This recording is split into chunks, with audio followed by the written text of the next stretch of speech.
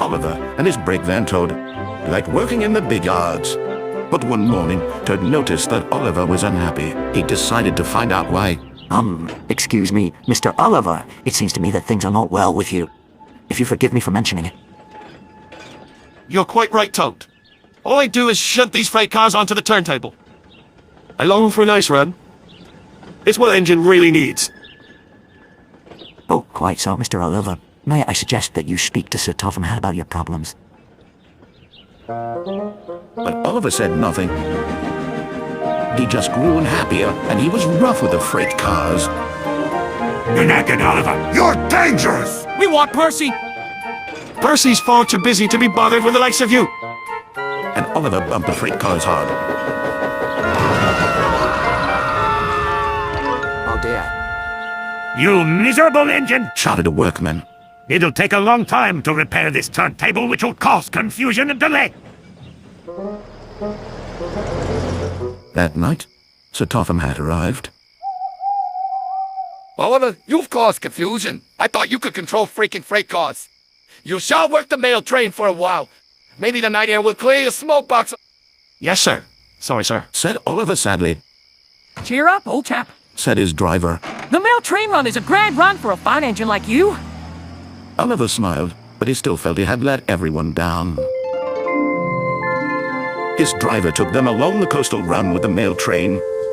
The fresh air couldn't help but brighten Oliver's spirits.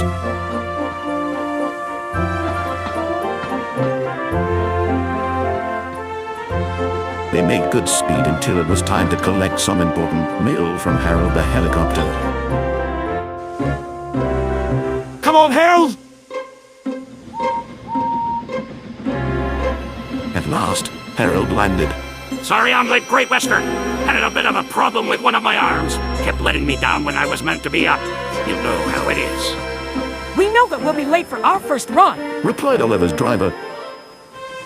Soon they were on their way again. Ahead was a red signal light. Oliver didn't realize that the signalman had dozed off.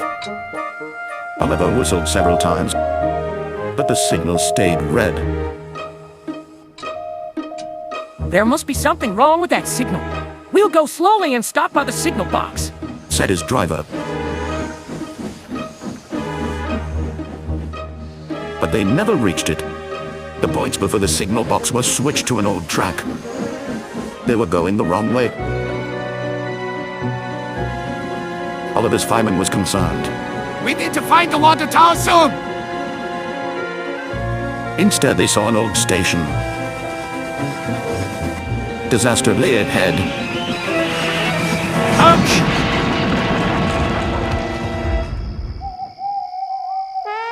That bloody hurt! Meanwhile, Sir ThomasHD was worried. Oliver has not returned. We'll send out a search party. Soon he was high in the sky with Harold.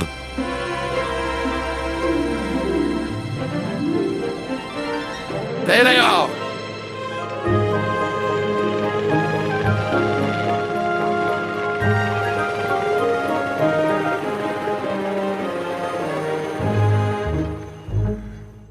It wasn't Oliver's fault. Sighed the driver. Yeah, sure. At least none of you are dead. Then he saw something. It was an empty old house beside the station. He went to inspect it.